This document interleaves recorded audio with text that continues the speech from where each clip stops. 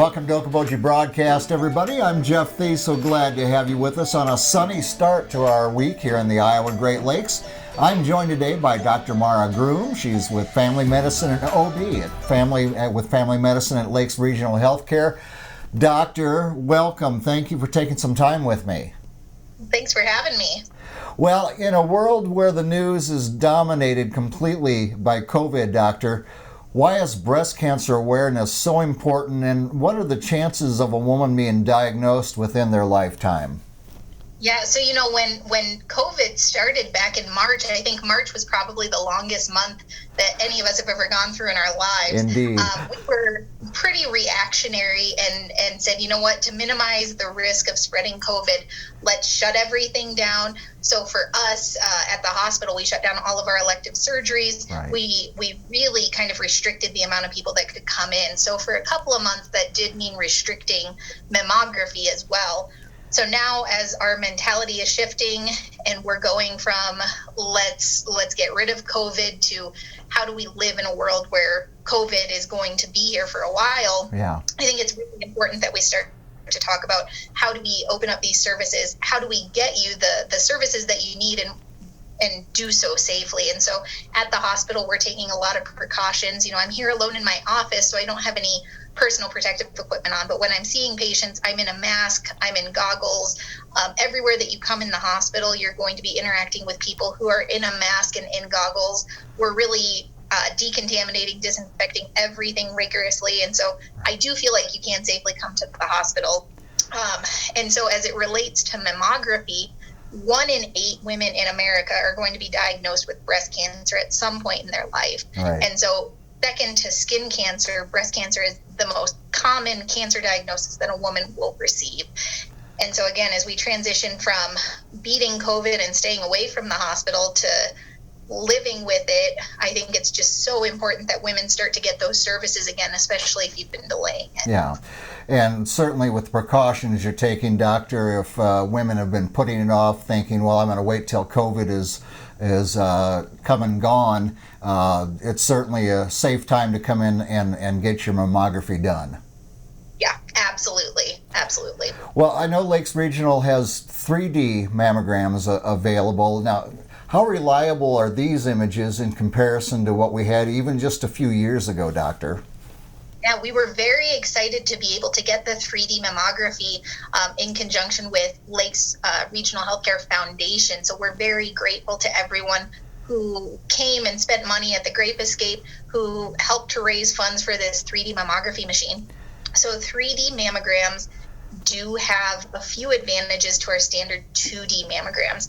So the first is that it reduces the number of callbacks. So if you're a woman who has ever had a mammogram and then gotten the phone call that, hey, we don't really think that this is anything, but we want you to come in for some more views, right. You know how anxiety inducing that phone call is and how you really don't feel at ease until you've had the second views and then gotten the phone call that everything is good. Right. So by reducing the number of callbacks, we're really able to decrease the anxiety that surrounds that mammography. 3D mammography also has the benefit of increased detection in dense breast tissues. So again, if you're a woman who has gotten the results in the mail that says your mammogram is benign, but you have dense breasts, what that means is that we cannot easily detect very small cancers in women with dense breasts. Right. So that 3D mammogram is a little more sensitive to be able to pick up some of those smaller lesions that standard mammograms might miss. Right. And then the third piece is that I hear, well, it's 3D, so am I going to get more exposures? Is this going to be more like a CAT scan rather than an X-ray? And the answer is no. There's just a slight increase in radiation exposure, but certainly it is nothing that I would consider concerning, and it's nothing that I would recommend that women stay away from. I think that 3D mammography is a very, very good thing, and I certainly don't want you to be worried about radiation levels because it's not too different from your standard 2D. Right, and in a world where early detection can make a huge difference, that added being able to find in a smaller cancer cell adds to well, taking a lot of that anxiety away, just knowing that the detection is so much better. Yeah, we've had some, excuse me, some really great success stories of women who are coming in for their routine mammography, and we have been able to find lesions that are like 4 millimeters, 6 millimeters, 8 millimeters, so well under the size of your fingertip.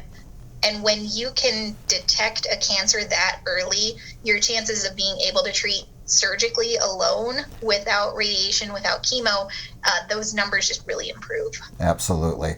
So at what age should a woman have her first mammogram, and then maybe at what age should you consider having them annually, every year? Yeah, there's not a great consensus about this. Right.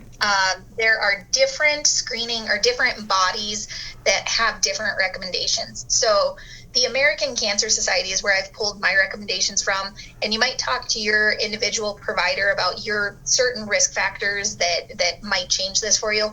But according to the American Cancer Society, at the age of 40, you should begin to have access to mammography. So this could be determined, if you have no family history or you have no concerns and you say, I really don't want to start at age 40, I think it's reasonable to have that conversation with your provider. But if you've got a family history of breast cancer, if your insurance pays for it, then it might be reasonable to start doing mammography at age 40. Right. So typically we'll recommend maybe every other year when women hit 40. Sometimes just getting that baseline screening and having some reassurance can be a really beneficial thing. Again, according to the American Cancer Society, from ages 45 to 54, you should have mammography every year, just because that incidence of diagnosis or the incidence of having breast cancer does increase. And then ages 55 and older, again, dependent on your risk factors, you might switch back to every 2 years, or you might stay with every year. Yeah. And I've also questioned, go ahead. When do you stop mammograms? And so I have some women who are older and they're 75, 80 years old, but they've got a really, really good quality of life. And I could see them, being alive and still having a good quality of life in 10 years. So with that patient, I would probably say, you know what?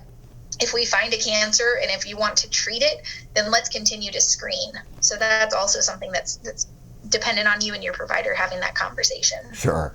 Well, and you said early detection is such a key. And with mammograms, if your grandmother, your mother, your aunt, your sister, you certainly want to be aware of that. But with early detection, how important are regular self-examinations? Yeah, so there's another thing where there's not a whole lot of great consensus. Self-breast exams have actually not been shown to have a difference in breast cancer survival. And interestingly, you can imagine if a woman is learning how to do self-breast exams and finds some tissue that she might be concerned about, if she comes in to see me and we go down this pathway of doing a mammogram and ultrasound, you might end up getting invasive procedures and then a biopsy that you otherwise wouldn't. So there is some contrasting views on whether or not self-breast exams are important. What I would say is that knowing your breast tissue and knowing differences or changes in your breast tissue can be a really beneficial thing for me for when you come in, so that, again, we can have that conversation that, is there anything that's new? Is there anything that's concerning to you?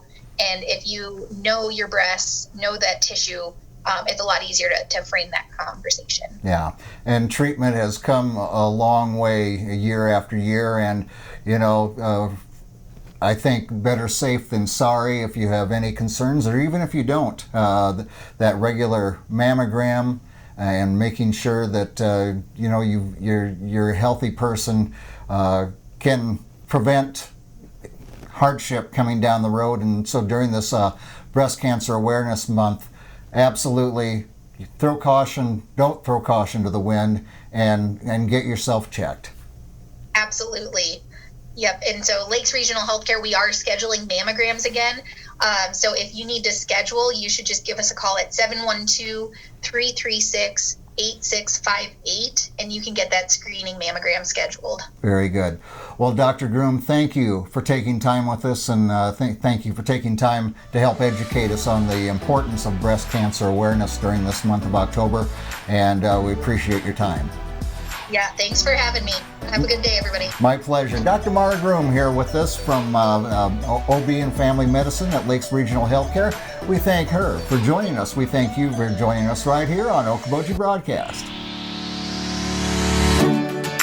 Okoboji Broadcast with Jeff Thee is brought to you in part by Pure Fishing in Spirit Lake, the Scott Troutman State Farm Agency in Spirit Lake, Last Touch Painting and Cleaning, providing interior, exterior, and house painting and professional cleaning services in Spirit Lake, Okoboji Mattress Company, 1 mile west of the junction of Highway 9 and 71 in Spirit Lake, Bank Midwest, dream big, plan wisely, live well, and Ducky's Marine and Motorsports Repair in Spirit Lake, Lakes Regional Healthcare and Avera Partner, Brand's Law Office in Spirit Lake, Ruthven Locker, where carnivores are welcome on Hill Avenue in Spirit Lake, Beck Engineering in Spirit Lake, Be Radiant Laser Skin Studio, newly located in the Okoboji Plaza in Okoboji, and by Quest Wealth Management, a financial advisory practice of Ameriprise Financial Services, advisors Jan Spielman, AJ Spielman, and Erica Wachholz.